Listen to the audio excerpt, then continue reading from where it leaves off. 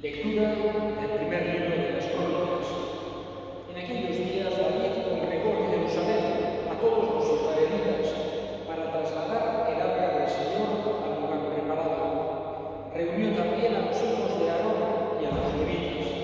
Los levitas echaron los varales a los hombros y levantaron el arca de Dios, como mandó Moisés por orden del Señor. David ordenó a los jefes de los levitas que organizasen a sus hermanos cantores para que entonasen cánticos de alegría acompañados de instrumentos musicales, salterios, cítaras y címbalos. Metieron el arca de Dios y la instalaron en el centro de la tienda que David había preparado. Ofrecieron a Dios holocaustos y sacrificios de comunión, y cuando David terminó de ofrecerlos, bendijo al pueblo en el nombre del Señor. Palabra de Dios.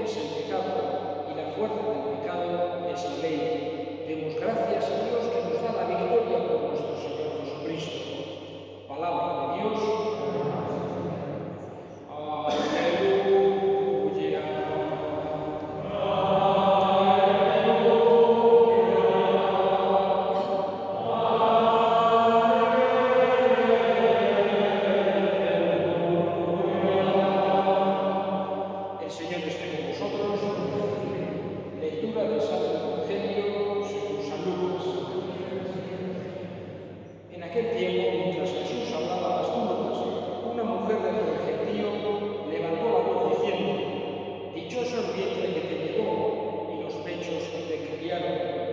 Pero él repuso: mejor, dichosos los que escuchan la palabra de Dios y la cumplen. Palabra del Señor.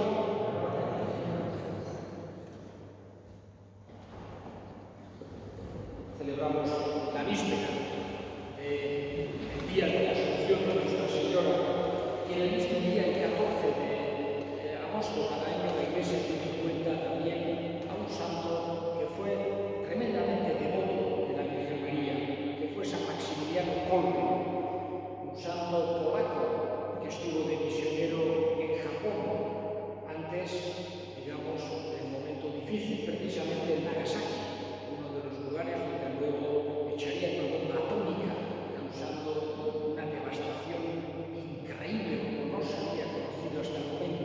Junto con Hiroshima fueron las dos bombas atómicas que lanzaron contra Japón, los aliados arrasando todo aquello. Y precisamente en Nagasaki había estado trabajando Maximiliano Kolbe. Y después, cuando volvió a Europa, le tocó en la época nazi, precisamente en ese contexto de la Guerra Mundial, fue llevado preso a un campo de concentración nazi porque había criticado en unas revistas que escribían algunas medidas que habían tomado los nazis y no admitían opiniones en contra, y fue llevado a un campo de concentración.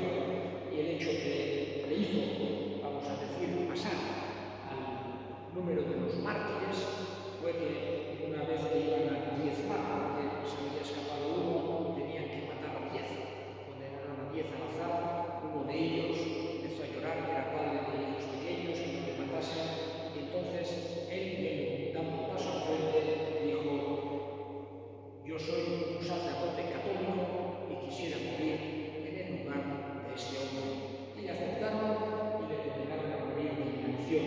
Y es el santo que se celebra la víspera todos los años, el 14 de agosto, la víspera del día de la Asunción. San Maximiliano Kolbe, que fue franciscano conventual.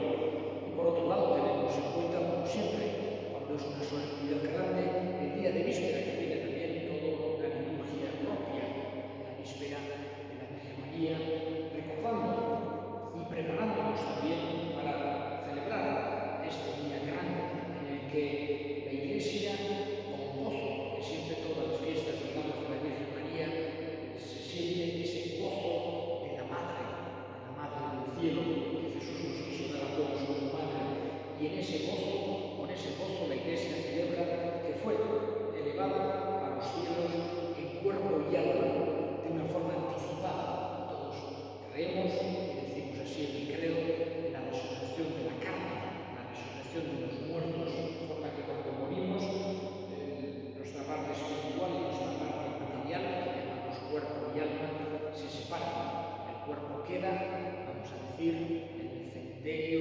esperando, reposando, esperando la resurrección final, mientras el alma va a la presencia de Dios. Sin embargo, la Iglesia cree, y además lo cree desde muy al principio, aunque esta fiesta como dogma se instauró en 1950 con el Papa Pío XII, pero cree que la Virgen María fue llevada antes cuerpo y alma, que esa resurrección en la Virgen María sucedió antes, porque Dios no quiso que el cuerpo que en su seno había llevado al Salvador, que había llevado al Hijo de Dios, conociese la corrupción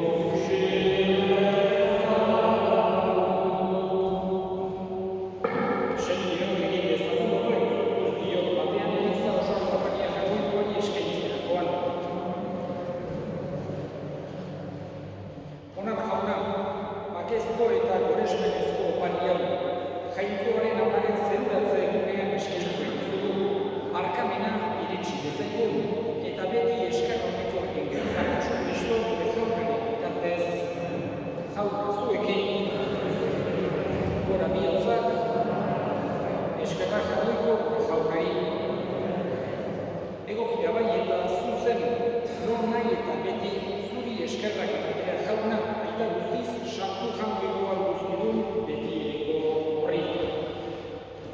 Jesu Kristo gure jaunaren bitartez gaur, Maria Birgenia jangoikoaren ama, zerura jasoa izan baita.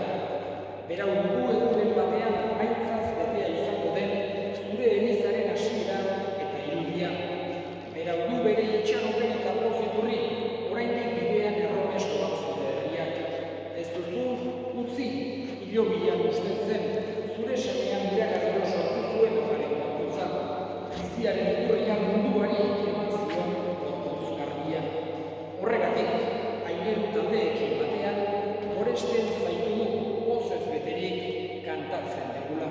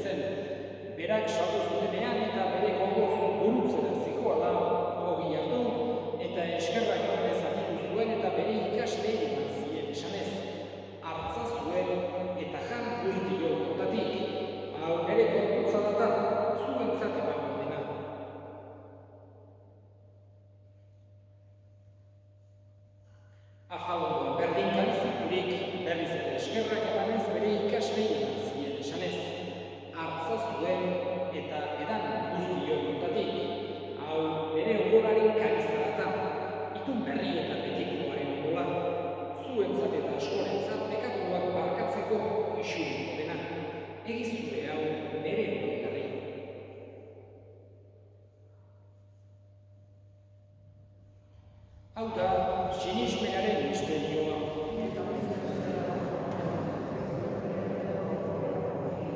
Horregatik jauna zure semearen heriotza eta biztuera gogoratuz, biziaren ogia eta salapenaren kaliza eskaintzen dizkizugu zuri eskerrak emanez, aldarean zure serbitzari onartu gaituzulako.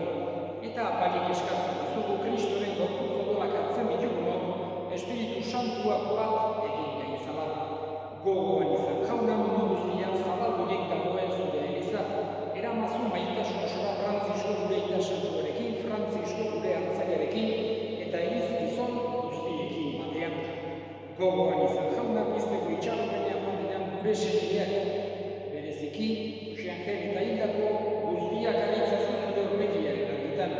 Errukizak izkigu arren guk guztio betiko bizitza iritsi dezagun, jangoikoaren ama Maria Toatsuarekin. San Jose bere eskarrarekin apostolu santuekin eta gizaldi guztietan zure adiskide izan diren santuekin. Haiekin batean gure zaitzagun Jesu Kristo zure semearen bitartez. Honen bitartez, honekin eta honengan zuri eta jangoikoa duzuen horri Espiritu Santuarekin batean, ospe eta hitza guztiak gizaldi guztietan, salbatzaileak aginduta erakutsiari jarraituz, bildu gabe esan dezagun. Gure aita zeruetan zerena, sartu izateri zure izan. etor bedi zure erreinua, egin bedi zure naia zerua bezala lurrean ere, emain gaur egunotako ogia, barkatu ezorra, guk ere gure zorunei barkatzen diogunez gero, eta ez guten taldean, baina atera gaitzen zutitzetik. Atera gaitzen zu jauna, gaitz guztietatik emaiguzu bakea gure gunotan. Zure errukiari eskarpekatik garbi bizi daitezen eta estuadietan sendo betiko zorionaren itxaropenean Jesu Kristo gure salbatzailea noiz etorriko den zain dela. Jesu Kristo gure jauna zure eslaba apostoluei bakea uzten dizuet nire bakea ematen. Begira zure elizaren sinismenari eta ez gure pekatuei eta zure gogoaten bezala emaiozu elizari bakea, eman batasuna, errege bizi baizera, gizaldi eta gizaldietan, jaunaren bakea beti zuekin. Emaiozu bakea elkarri. Jangoikoaren mitotsa, zure zen zua.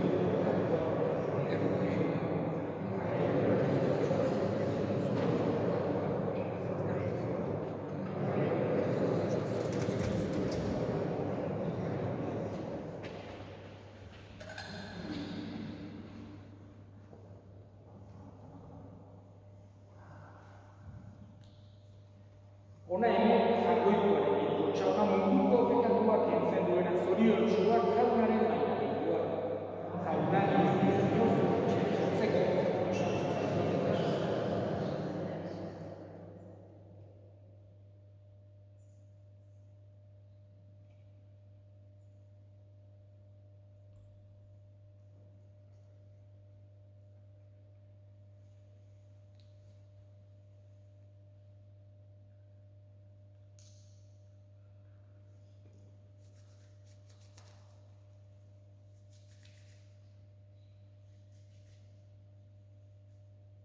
Jesus maitea zan,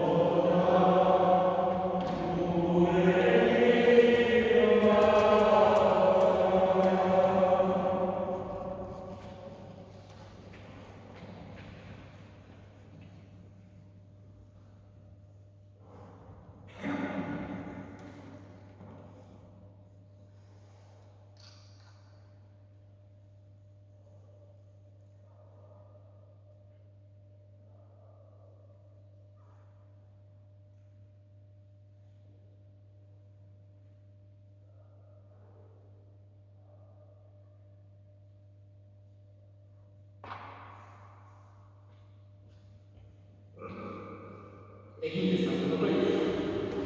Jainko gure jauna, zerutar gaian parteak horiek, otoitz egiten dugu zure bihotzunari, jainkoaren amaren zeruratzen ospatzen dugunok, atera gaitzazu beti gaitz guztietatik, Jesu Kristo gure jaunaren bitartez.